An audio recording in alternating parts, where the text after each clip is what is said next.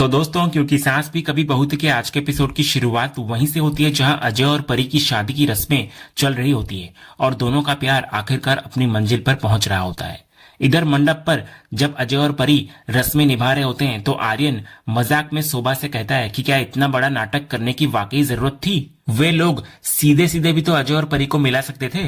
तो इस पर शोभा कहती है कि ये उनके परिवार की परंपरा है। वो कहती है कि जैसे हर सब्जी में थोड़ा ज्यादा तड़का अच्छा लगता है, वैसे ही हर सिचुएशन में थोड़ा ज्यादा ड्रामा तो उन्हें चाहिए ही होता है। वो कहती है कि ये वीरानी परिवार का कॉपीराइट है, इसलिए आर्यन को ज्यादा नहीं सोचना चाहिए। इसके बाद शोभा तुलसी से कहती है कि परी की शादी होते देख कितना अच्छा लग रहा है। अब ऐसा महसूस हो रहा है जैसे सब कुछ सही हो गया है। वो घर में आई दोहरी खुशी यानी कि मुन्नी और सलोनी की प्रेगनेंसी का भी जिक्र करती है, लेकिन साथ ही ये कहती है कि वो पापा को बहुत याद कर रही है। तुलसी भी कहती है कि मिहिर की कमी तो बहुत खल रही है, लेकिन परी की खुशी देखकर उन्हें भी सुकून मिलता है क्योंकि वे यही चाहते थे। तभी शोभा तुलसी को कहती है कि वो अपने घर वापस जाने की सोच रही है, तो तुलसी तुरंत मना कर देती है। शोभा कहती है कि यहाँ रहते हुए बहुत वक्त हो गया है और अब जब सब ठीक है तो उसे भी अपना घर जाकर संभालना चाहिए।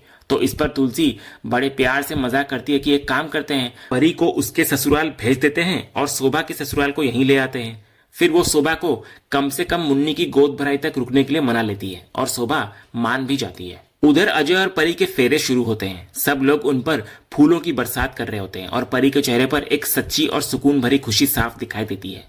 लेकिन इस खुशी के माहौल के बीच हम नंदिनी को देखते हैं जो अभी भी उस खौफनाक मुलाकात के सदमे में होती है। वो डरी हुई होती है और करण उसको संभाल कर एक जगह पर बिठाता है। फिर वो उसे पानी देता है और उसको शांत करने की कोशिश करता है। फिर वो उसे भरोसा दिलाता है कि रियांश जा चुका है और अब वापस नहीं आएगा।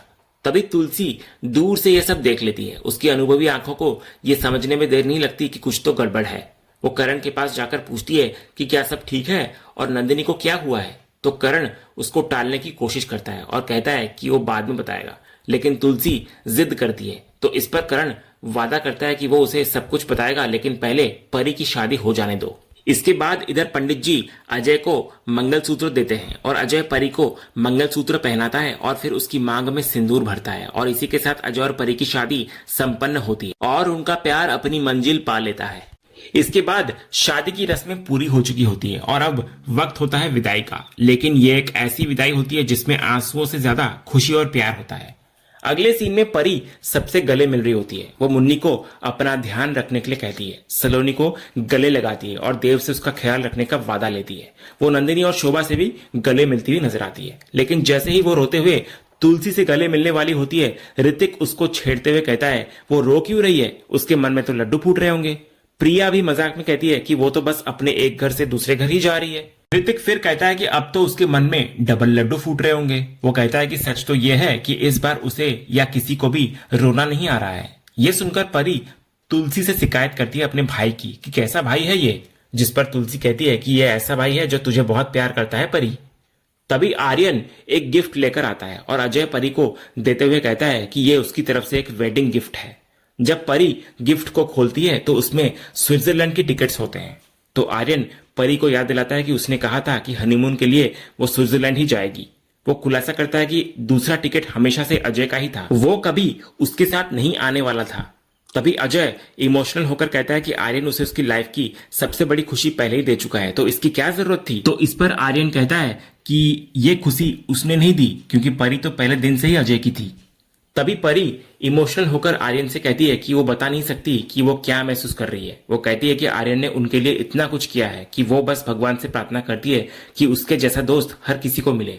तो आर्यन मजाक में कहता है कि ऐसा बिल्कुल नहीं होना चाहिए क्योंकि हर किसी की किस्मत परी जैसी नहीं होती। फिर वो उन्हें बताता है कि उनकी फ्लाइट का टाइम हो रहा है। वो ये भी कहता है कि तुलसी ने उसे बताया है कि बच्चे अपनी बुआ के साथ समर कैंप जा रहे हैं, तो वे लोग स्विट्जरलैंड में एंजॉय कर सकते हैं। तभी इंदिरा भी बच्चों की तरफ देखकर कहती है कि सनी और गरिमा कैसे भाई बहन की तरह लग रहे हैं, लगता है जैसे बच्चों के दिल पहले से ही जुड़े हुए हैं। फिर वो अजय और परी को चलने के लिए कहती है। फिर आखिर में परी एक बार फिर आर्यन को गले लगकर धन्यवाद कहती है। फिर वो अजय के साथ आगे बढ़ने लगती है, लेकिन उसके कदम रुक जाते हैं। वो खुद को रोक नहीं पाती और फूट फूट कर रोते हुए वापस आकर तुलसी के गले लग जाती है। तुलसी उसको संभालते हुए कहती है कि विदाई में रोते नहीं है। इस पर परी अपने दिल का सारा बोझ हल्का कर देती है। वो कहती है कि उसने आज तक बहुत गलतियां की है, सबके साथ बहुत गलत किया है और उसके साथ भी बहुत बुरा हुआ है, लेकिन वो कहती है कि उसकी लाइफ में जो सबसे अच्छी चीज हुई है वो है तुलसी।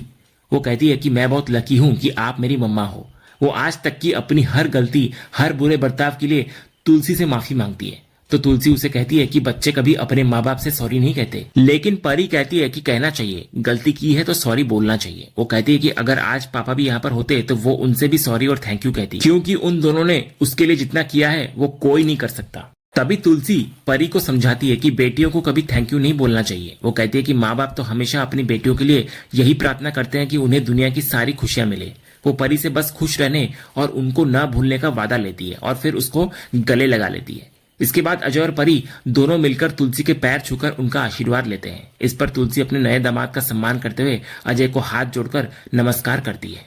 फिर परी अपने भाई ऋतिक को बुलाकर उसको भी गले लगाती है। दोनों भाई बहन इस पल में बहुत भावुक नजर आते हैं। फिर ऋतिक अजय को भी गले लगाकर उसको विदा करता है।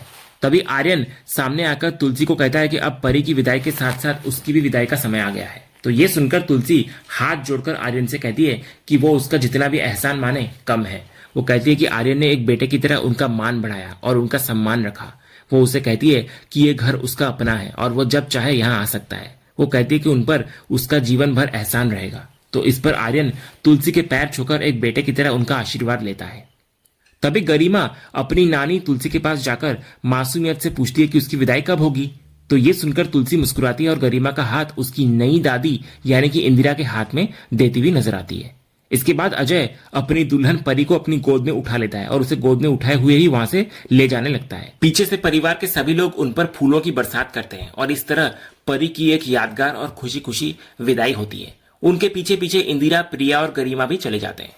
फिर परी के जाने के बाद घर में एक खालीपन सा छा जाता है। तुलसी भावुक नजर आती है और मनी मन कहती है, आज बहुत याद किया तुम्हें मिहिर। अगले सीन में ऋतिक किचन में तुलसी के साथ होता है और फोन पर वीडियो कॉल के जरिए मिहिर को खुशी से बता रहा होता है कि अजय और परी की शादी हो गई है। वो उत्साह के साथ कहता है कि कैसे आर्यन ने आखिरी पल में अपनी शेरवानी अजय को दे दी और परी के लिए ये एक बहुत बड़ा सरप्राइज था। वो कहता है कि इस बार न अजय खुद को रोक पाया और न ही परी। जब मिहिर इंदिरा के बारे में पूछता है तो तुलसी उसे बताती है कि वो भी इस सरप्राइज में शामिल थी, इसलिए उनकी चिंता करने की कोई जरूरत नहीं है। ये सुनकर मिहिर बहुत खुश नजर आता है। तभी ऋतिक बोलता है कि वो शब्दों में बयान नहीं कर सकता कि सिचुएशन कितनी अद्भुत थी, लेकिन मिहिर कहता है कि उसे सब कुछ जानना है। तो इस पर ऋतिक मिहिर को विस्तार से पूरी घटना बताता हुआ नजर आता है। फिर तुलसी मिहिर को कहती है कि आर्यन के माता पिता बहुत समझदार निकले और उस लड़के ने परी और अजय की लाइफ बचा ली। तो मिहिर कहता है कि उसे ये पता था और वो भी शुरू से यही चाहता था। तो तुलसी कहती है कि उसे याद है और अब बस बच्चे खुश रहें और कुछ नहीं चाहिए। फिर ऋतिक कहता है कि मिहिर को यहाँ होना चाहिए था। तो इस पर मिहिर अपनी मजबूरी बताने लगता है कि वो भी सबको याद कर रहा है, लेकिन उसका केस ऐसे मोड़ पर है कि उसे कभी भी तारीख मिल सकती है और उस वक्त उसका वहां न रहना एक बहुत बड़ा नुकसान होगा।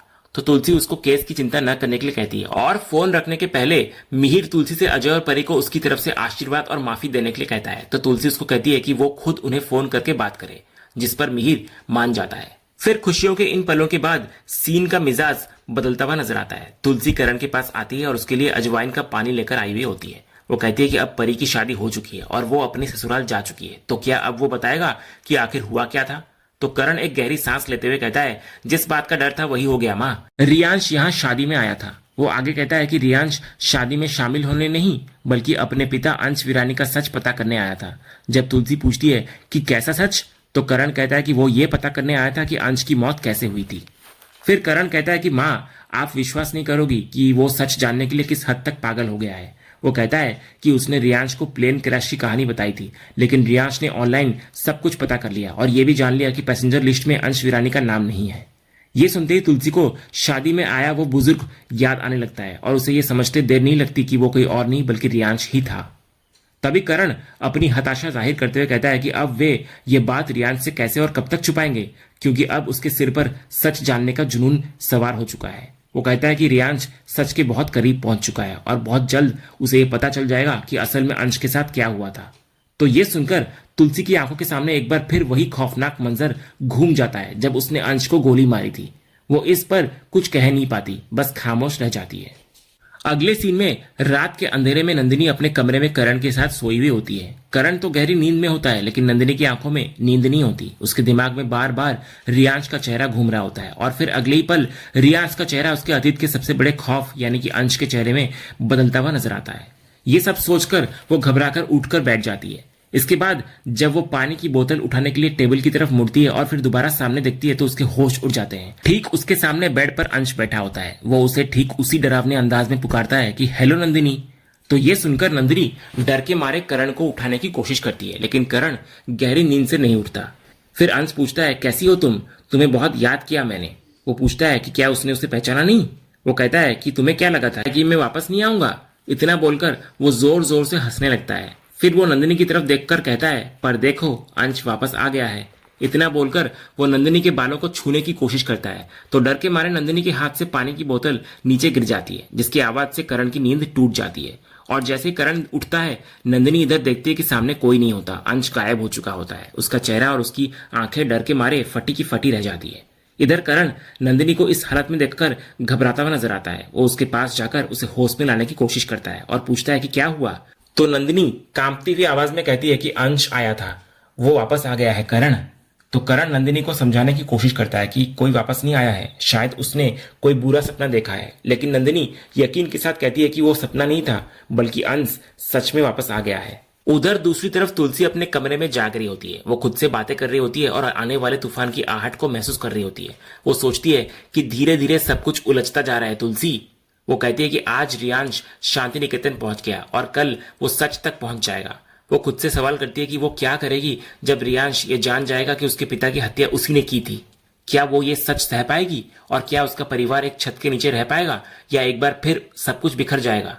तुलसी इन्हीं डरावने सवालों और भविष्य की चिंता में डूबी होती है और इसी सीन के साथ आज का यह एपिसोड यहीं पर खत्म होता है। तो दोस्तों आपको आज के एपिसोड का कौन सा सीन सबसे ज्यादा पसंद आया हमें कमेंट करके जरूर बताएं। अगर आप क्योंकि सास भी कभी बहू के फैन हैं और कोई भी अपडेट मिस नहीं करना चाहते तो हमारे इस चैनल को सब्सक्राइब करना ना भूलें और बेल आइकन को भी जरूर दबाएं। हम मिलेंगे अगले एपिसोड के अपडेट के साथ, तब तक के लिए धन्यवाद।